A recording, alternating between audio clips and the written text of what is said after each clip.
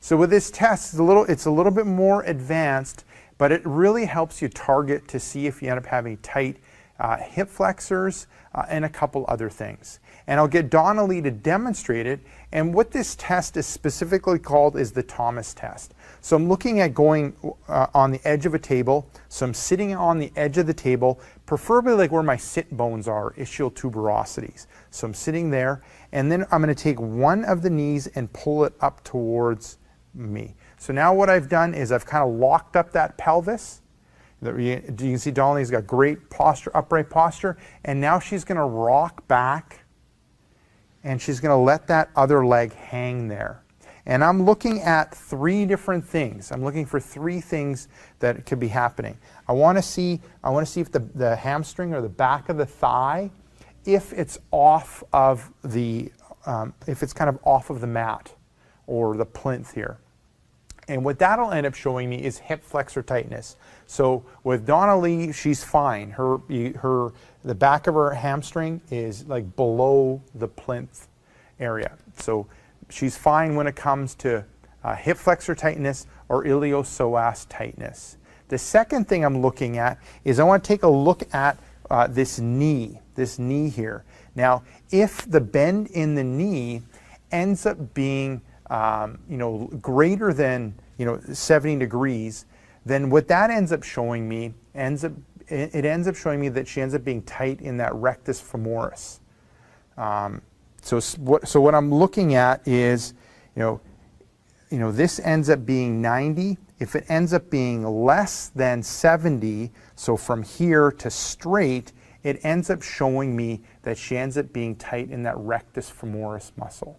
So, bent to here is 90, and if she's here or more, that ends up showing me that she ends up being tight in that rectus femoris that I end up needed targeting.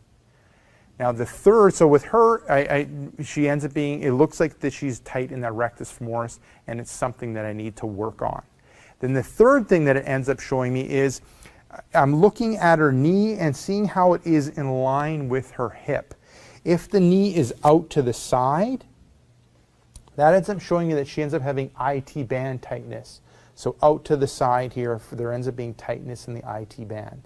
And if I see that leg out to the side, then that ends up showing me that it's something that I need to work on with her, loosening up that IT band. Perfect.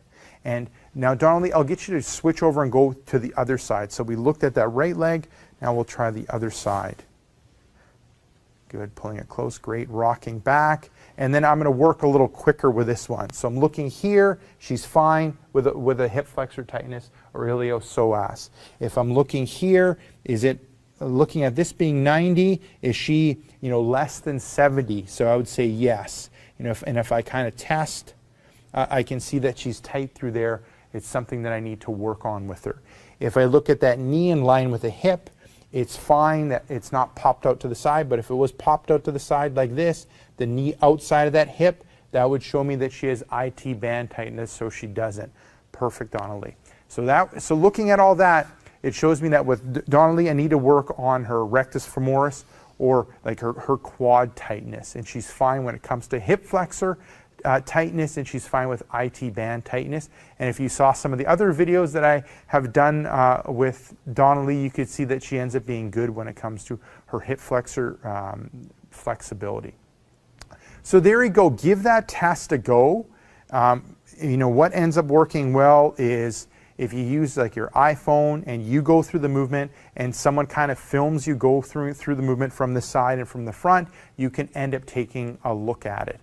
Or you can just have someone end up quickly testing you, looking for those three different things. So you can end up using a plinth like this.